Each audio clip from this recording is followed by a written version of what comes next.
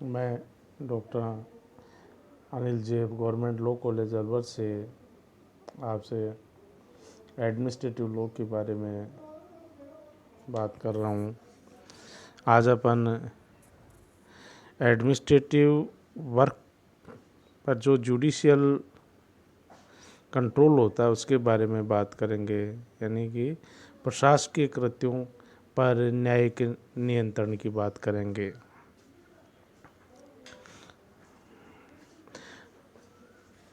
तो भारत में जहाँ पर न्यायालय एक महत्वपूर्ण स्थान रखते हैं,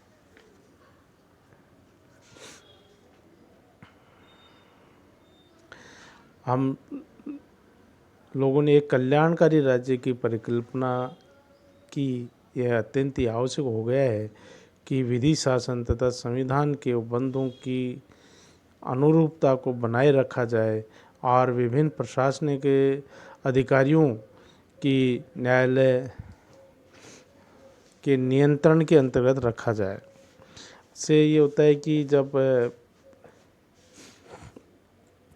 प्रशासनिक अधिकारियों के ऊपर न्यायिक नियंत्रण होता है तो माना जाता है कि वो अपने कार्य सीमा ये जो बनी हुई है उन सीमाओं के भीतर ही अपना कार्य संपन्न करेंगे तथा जो कार्य वो अपने कृत्य होने के बावजूद भी उन कृत्यों को वो संपन्न नहीं करते हैं तो उनके ऊपर न्यायिक नियंत्रण से होने के कारण उनको दबाव में, या ये कह सकते हैं कि उनको अपने कार्यों को भली प्रकार से संपन्न करने के लिए भी न्यायिक नियंत्रण अपने आप में बहुत ही एक महत्वपूर्ण कार्य है।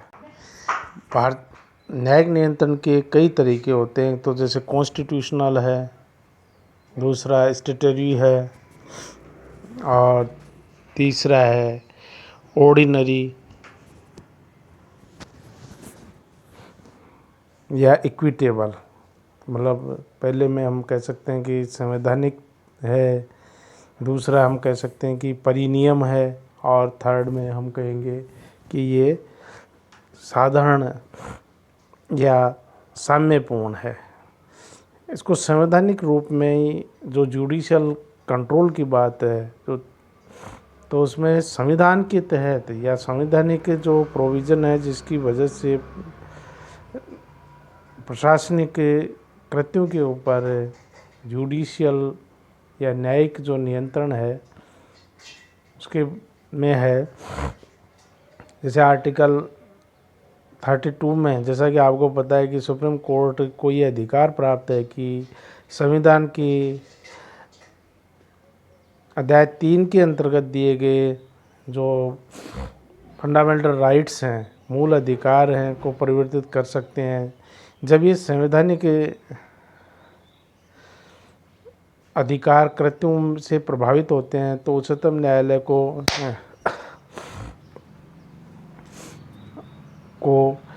निर्देश, आदेश या कोई भी रिट जिसमें जैसे अपन मानते हैं रिटों में बंदी प्रत्यक्षीकरण है, उत्प्रेषण है, परमादेश है या प्रोविशन है या को वारंटों की रिट सम्मिलित है, जारी करने का अधिकार हो जाता है।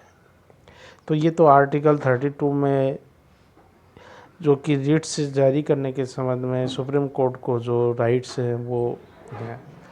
और आर्टिकल 226 जैसा कि आपको पता है कि इसमें हाई कोर्ट को अधिकार दिया हुआ है कि यदि मूल अधिकार या अन्य कोई संवैधानिक अधिकार जारी करने के से अधिकार प्रदान करने, और यह तो दूसरा जो है कि सुप्रीम कोर्ट हाई कोर्ट के बारे में है तो उसमें यह है कि जो हाई कोर्ट यदि फंडामेंटल राइट्स का वोलेशन होता है तो भी, जैसा कि सुप्रीम कोर्ट 32 के तहत आर्टिकल 32 के तहत है, वही हाई कोर्ट आर्टिकल 226 के तहत हैबिस कॉर्पस, मैंडेमस और सर्सरी और को वारंटो की रिट के संबंध में आदेश जारी कर सकता है।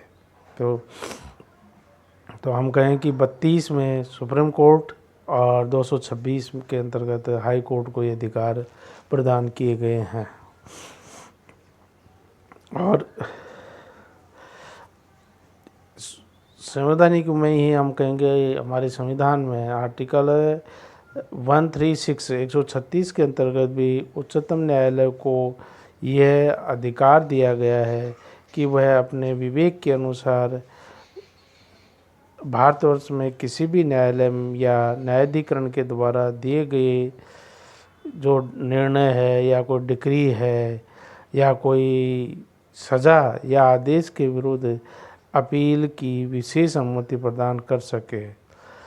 ये अनुच्छेद 136 है, वो सुप्रीम कोर्ट को सभी जो एडमिनिस्ट्रेटिव निर्णयों के विरुद्ध पुनरावलोकन का अधिकार प्रदान करता है, जो कि प्रशासनिक अधिकारियों द्वारा न्यायिक कल्प अधिकारी की क्षमता में दिए गए जाते हैं। तो ये बातें इसमें 136 के तहत है। और अनुच्छेद 300 के अंतर्गत न्यायालयों को भी यह अधिकार प्रदान किया गया है कि वे सरकार के विरुद्ध उसकी सेवाओं के जो टोर्ट के संबंध में या अपकृत्य के संबंध में, जैसा कि हमने पहले देखा है, क्षतिपूर्ति की याचिका को मंजूर करे। प्रत्याशी कृत्यों के विरुद्ध भारतवर्ष में उपबंध संवैधानिक उपचारों को इसके बाद विस्तृत रूप से भी अध्याय में दिया जा चुका है। या ये कहें कि इसके बारे में हम आगे भी कई जगह हम इसको विस्तृत रूप से देखेंगे, है ना। तो परिनियम पुनरावलोकन की जो बात है, जो स्टेटरी की जो बात है, जो अभी हम बात कर रहे थे, उसके तहत ये है कि जहाँ तक एक दूसरे के अर्थात परिनियमक न्यायिक नियंत्रण का प्रश्न है, ये एक परिनियम के प्रशासी कृत्यों के विरुद्ध निर्देश या पुनरीक्षण के विभिन्न न्यायालयों द्वारा विशेष उपबंध बनाए गए हैं। इन परिनियमों की उपचारों को हम अलग अलग बातों के साथ में पढ़ सकते हैं, देख सकते हैं। इसमें जो स्टेटरी है उनके अपील की बात है कर, तो कुछ अधिनियम ऐसे हैं जो कि जो न्यायाधिकरणों के कुछ विशेष मामलों में विधि के प्रश्न को हाई कोर्ट में अपील की व्यवस्था करते हैं। और दूसरी बात हम कहेंगे हाई कोर्ट को निर्देश या उस मामले में अभिकथन है। कई परिनियमों में प्रशासनिक न्यायाधिकरण के विरुद्ध भी हाई कोर्ट को निर्देश या मामले में अभिकथन की व्यवस्था की गई है। जैसे आयकर एक्ट 1961 की धारा 256 है, उसके अंतर्गत जबकि निर्धारित द्वारा न्यायाधिकरण का कोई प्रार्थना पत्र दिया जाता है और न्यायाधिकरण उस मामले के कथन को स्वीकार नहीं करता है, तो निर्धारित हाई कोर्ट में आवेदन कर सकता है। तो इसमें यह कह सकते हैं हम कि न्यायाधिकरण को बाध्य होकर उसके पास किया जा सकता है, उसका निर्देश दिया जा सकता है। तो ये बात हम इसके लिए मान सकते हैं। और इसमें भी ये कह सकते हैं हम कि डिक्लेरेटरी डिक्री हुई, इंजेक्शन हुआ, और तीसरा हम सूट फॉर द डैमेजेज की बात कहेंगे। तो ये 3 प्रकार से हम इसको निर्देश की बात रखी जाई गई है। तो इसमें कह सकते हैं कि डिक्लेरेटरी या घोषणात्मक निर्णय हुआ, व्यादेश हुआ, और क्षति के लिए कार्रवाई सूट फॉर डैमेजेज हो गया। तो ये इसके तहत हम बातें करेंगे। और आगे हम इसी में जो प्रशासनिक कार्यों के नियंत्रण के बारे में जो बात है कि प्रशासनिक कार्यों के नियंत्रण कैसे रखा जा सकता है, न्यायालय द्वारा कैसे उसके ऊपर मतलब नियंत्रण किया जा सकता है, तो उसको आगे हम देखेंगे। प्रशासनिक कार्यों के न्यायिक पुनरावलोकन का जो जुडिक्शन है, जो क्षेत्र है,